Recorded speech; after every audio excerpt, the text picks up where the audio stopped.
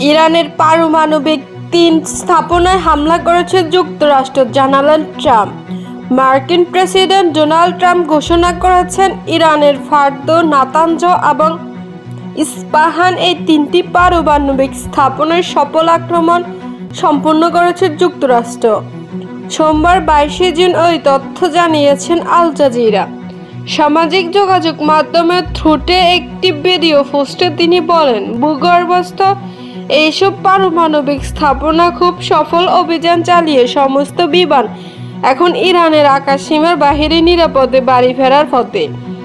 তিনি বলেন, প্রাথমিক স্থাপনা ফটোতে বোমার একটি পূর্ণ পলট নিক্ষেপ হয়েছে। সমস্ত বিমান বাড়ি ফিরেছে। আমাদের মহান আমেরিকান যোদ্ধাদের অভিনন্দন। বিশ্বের আর কোনো সামরিক বাহিনী এটি করতে পারত না। এখন শান্তির সময়। ইরানের সবথেকে আলোচিত ও শক্তিশালী ফার্দো পারমাণবিক স্থাপনা চূড়ান্তভাবে ধ্বংস হয়েছে বলে জানান মার্কিন প্রেসিডেন্ট।